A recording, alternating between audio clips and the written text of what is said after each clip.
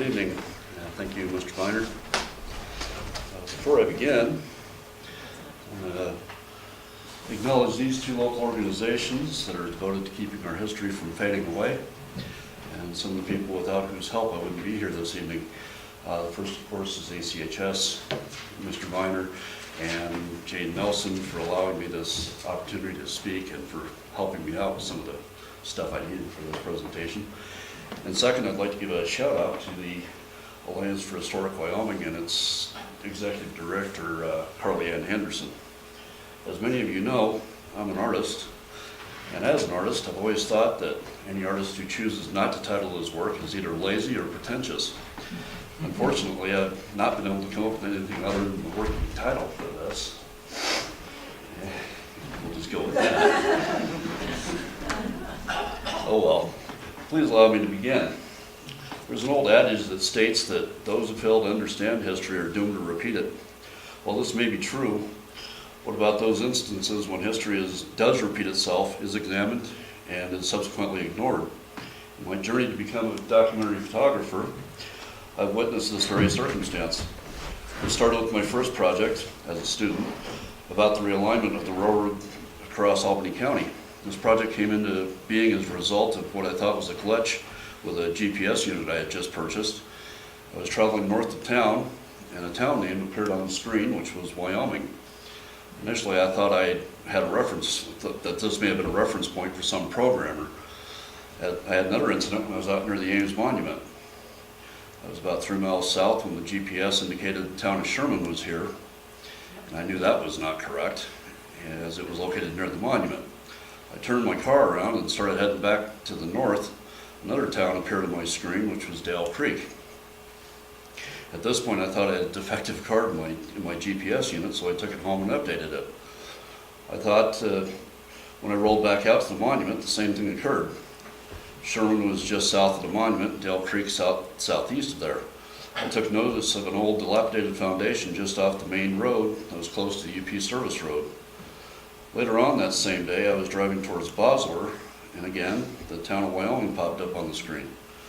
This time I stopped, looked around, and discovered that there was a set of foundations about 50 feet from the railroad tracks and roughly 50 yards from the highway.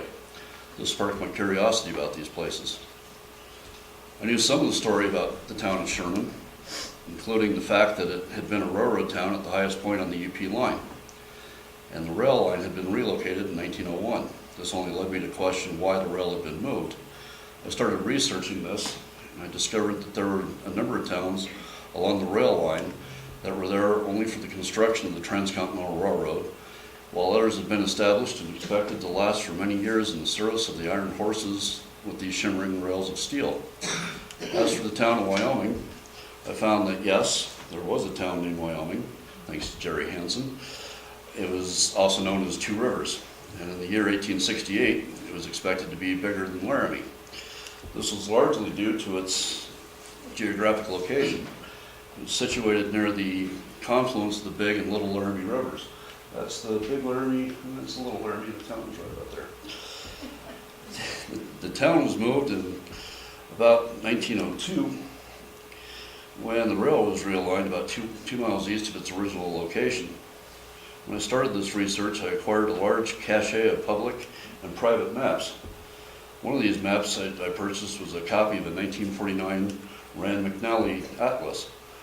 This one item would become instrumental some 2 years later when I would start work on my current project, bypassed by I-80, the Lincoln Highway across Wyoming. More on that momentarily. During the 2 years after the railroad project, I documented the Laramie Midwest Refinery. I gave a presentation about the history of the refinery to this group about 4 years ago, which brings me to tonight.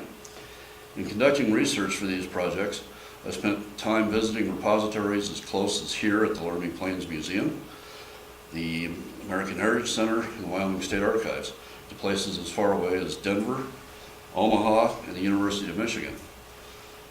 I would also be remiss if I failed to mention the county libraries across the state.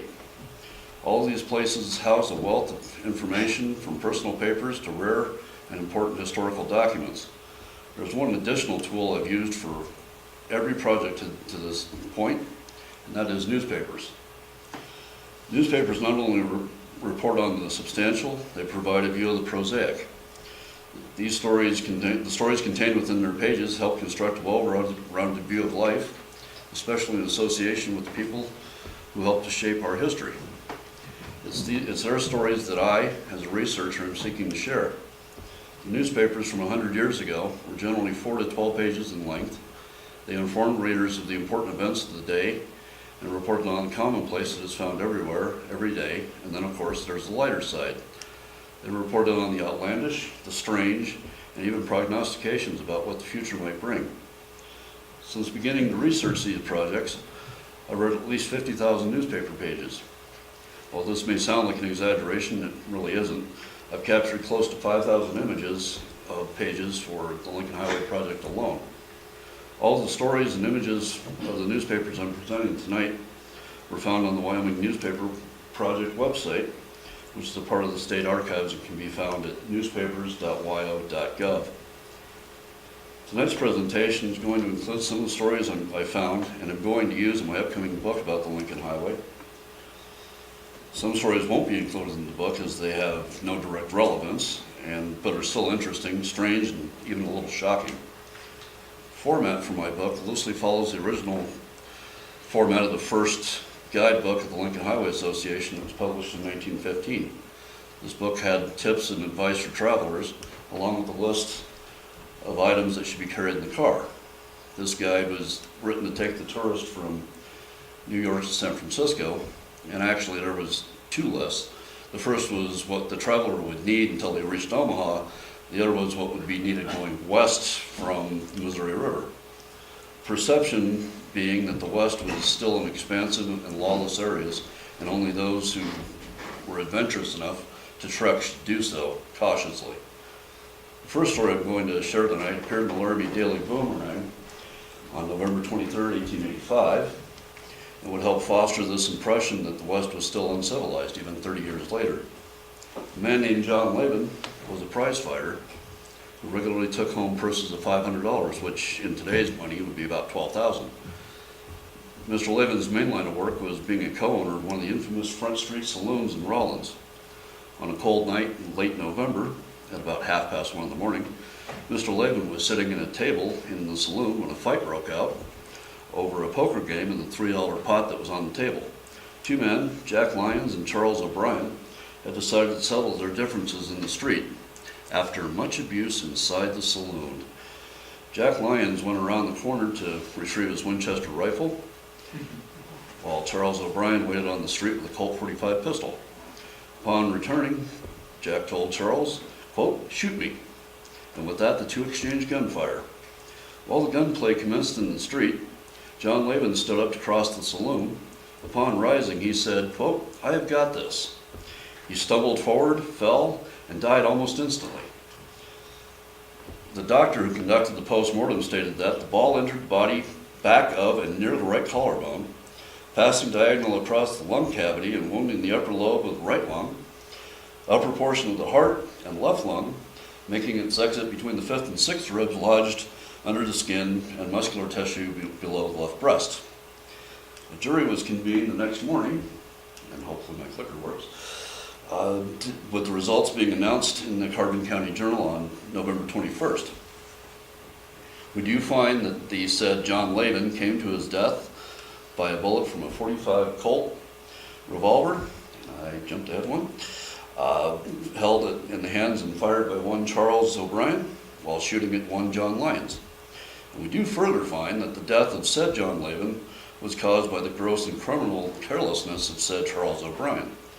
Almost a year later, the Cheyenne Democratic leader on October 21st reported that Charles O'Brien was acquitted of the charges during the trial after the jury had decided after 15 minutes, declaring, "It appears that the facts of the shooting of Laban, that the men engaged in the affray were trying all they knew how to kill one another and actually did kill an innocent third party. Nobody has received punishment for the crime." As for the other combatant in the story, all I could find about John Lyons was in 2 separate reports in the Daily Boomerang. The first was in December of 1886, wherein he was reported to have stolen a hat and overcoat from J.H. Simons, while he was renting a room at the Frontier Hotel under an assumed name. The Boomerang later retracted this story, citing it as a case of mistaken identity. The other report came a month later saying lately he has been employed on the Union Pacific work train, and he was arrested for pickpocketing the pocketbook of Martin Flanagan, who was the Union Pacific section boss at Cooper's Lake. The last record I was able to find of him was that he was confined in the Laramie City jail awaiting for trial for the crime. I looked for any additional reports on either assailant, but unfortunately their names are just too common. Where are we here? With the other news stories I'm presenting tonight, thankfully enough, very few have inconclusive endings. They do, however, run the gamut from humorous to shocking. Some of these even demonstrate how far we've come as a society and even border on the deja vu. I'll start with this one from the Pine Bluffs Post, dated September 8th, 1921. Car driving hard on feet. The new summer epidemic is at large in the ranks of vacationists. Motorfoot not only makes walking painful, but practically eliminates golf, tennis, or any other popular forms of active recreation. So the next time you've taken a long drive, you now have an excuse, because that's going to be my excuse. The next story is from the Prohibition era. At this point, it should be noted the Volstead Act became effective October of 1919, with full enforcement happening the following January. Booze torpedoes. This story appeared in the Laramie Boomerang on August 24th, 1920. With whiskey-loaded torpedoes shooting underwater across Lake Michigan, Prohibition agents of Chicago District have had their hands full enforcing the Volstead Act. Inspector Dalrymple is quoted as saying, "We have seized over $2.5 million worth of liquor, and in the last 2 weeks, over 22,000 cases of wet goods have been taken." The Volstead Act, of course, was formally repealed 14 years later. Since I'm on the topic of government, a plot supposed to have been perpetrated by enemies of the government is the opening line in this story from about the iron mine in Sunrise, Wyoming, as it appeared in the Laramie Boomerang on July 17, 1917. The night watchman found 14 sticks of dynamite in a firebox and one of the mining train engines, and another 12 sticks were found in each of the other engines' fireboxes. And with that, I think it's time for a commercial break. Pain Celery Compound, celebrated nerve tonic. Pay your druggist $1 and enjoy life once more. Thousands have. Why not you? This was in the Cheyenne Leader in September of 1888. The next pair of stories are from World War I, or the Great War, and I should mention the 100th anniversary of the United States entering into the conflict was this past April. I'd like to take a moment to point out that there is a monument at the courthouse that was given to the city of Laramie by Edward Ivinson in 1923. It was originally placed in the intersection of Thornburg and 2nd Street. The first of these stories I found recently. This building, sits south of I-80 between Burns and Egbert, Wyoming. At first glance, it appears to be an old abandoned gas station. When I first captured this image, that's what I thought.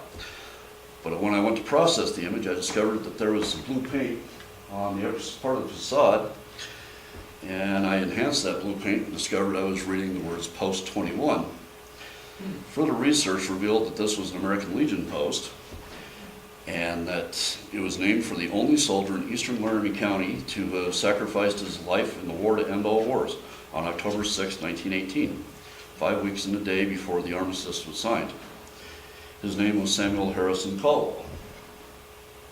According to the National Headquarters of the American Legion, the Caldwell Post 21 was chartered in 1920 in January, and its charter was canceled in May of 1948. The next story was presented to Laramie Republican readers on August 20th, 1919. This curious story had with the byline of queer cognomens picked up by clerks in going over lists of soldiers. This has some of the more interesting monikers that soldiers wore during their daily lives before, during, and after returning from the field of battle. Some of the names that comprise this list are Dinner Bell Page of Urick, Missouri, My Gosh of Chicago, Greenhorn of Statesboro, Georgia, Velvet Couch of Brinkley, Arkansas, and I did look for his headstone, I couldn't find it. Some of the others listed without hometowns, I found out where these people lived. Owen Money, Green Hugh Jackson, and Wiley Fox Hunter. Further down the story, it seems to border on the ridiculous because there were Abraham Lincolns, George Washingtons, and Robert E. Lees who also helped defeat the Germans. Next up is a story about accident insurance. A handful of claims are the focus of this fairly humorous series of anecdotes from the Encampment Echo, dated August 12, 1920. Here are a few of these. I placed an electric fan beside my bed on a hot night. While asleep, I stuck my foot in it. Another one is, my wife was curling her hair. I ran against her and the hair curlers struck my eye. And then, looking for a leak in a natural gas pipe with a lighted match. Explosion followed. The Burns Herald, dated December 12, 1918, under the banner of Egbert Events, wherever that is, right there, oops, go back, stated that Egbert is in need of a church. We have a lot of good Christian people with no place to worship. According to a longtime resident of the town of Egbert, this used to be a church. Today, the Laramie County GIS has the property listed as a tool shed. The next series of articles are from the files labeled, What Were They Thinking? Even then, they couldn't get the spelling right. That should be Mary's, but it's Mars. 10 times without divorce. A scandalous story for its day appeared in the Sheridan Enterprise on I'm stuck on October for some reason. August 29, 1912. Mrs. Jeannie Schwoyer was in jail, serving a year's sentence on charge of having married 10 men, at least 9 of whom were still living, without the formality of having been divorced from any. One of the lines that stands out from this article is, quote, for 10 years, she has been indulging in a marrying mania, perfectly astounding, taking a new husband before she has rid the old. The next one is from the Kemmerer Camera. Firearms for all post offices. Government to furnish guns and ammunition to protect the mail. No state or municipal authority is necessary. This was published on the 27th of April, 1921.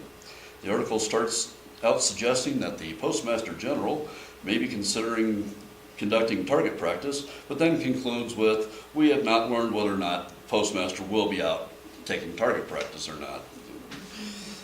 It's not difficult to imagine how that story would go over today. And then there is this syndicated story from the Wheatland World on August 8, 1913. The arguments for and against wife beating. The first line of this article are, most devoted wives fear husbands, says Dr. Wogg. Joke, retorts General Rosalie Jones, modern suffrage wife does not expect to be ruled by any more men. At first I wasn't going to make any commentary about this, but it's actually a little disturbing to note that this story takes up 2.5 columns of a full page, and that's out of an 8-page newspaper. Unfortunately, I did find this article in 2 other newspapers, that's why I don't syndicate it, because it was the Moorcroft Times and the Pine Bluffs Post. However, in regard to the women's suffrage movement, I ran across an interesting story in the Cheyenne Daily Sun, dated April 2nd, 1890, titled Women in Congress. Susan B. Anthony was rumored to be making a move to Wyoming to run for U.S. Senate. This, of course, was false. It's interesting to note what state was the first to send a woman to Congress to represent them. Montana elected Jeanette Rankin in 1916. First woman elected to Congress from Wyoming was Barbara Cuban in 1994. And of course, that was more than 100 years after achieving statehood with the motto, the Equality State. Once again, it's time to hear from our sponsors. be sure to pick up your Christmas cigars, or if you're in need of last-minute gifts such as a pocket diary, Campbell Swastika store is the place to visit. Conveniently located at 116 Thornburg. And now from the future files. Godfrey Isaacs from the Marconi Wireless Telegraph Company says, by the time the peace treaty is signed, we shall be talking across the Atlantic by wireless. He went on to offer more prognostication, saying, one day in the far, not distant future, I think we shall walk about with wireless telephones attached to our bodies, and we shall be able to call a friend who is flying somewhere. Or we may have an invitation by wireless from a friend flying in France to join him at dinner that evening. It won't be long before one will be able to sit at one's desk in New York and talk to someone in London instantaneously. In my view, it will be just as easy to speak to Sydney or Melbourne. That was in the Laramie Boomerang, February 24th, 1919. He was right, of course, if you consider the not too distant future to be roughly 70 to 80 years. And then finally, the Wheatland World had this to say. Mistakes are the banana peels on life's highway. They give you a tumble, but you must get up and toddle on. And with that, I thank you.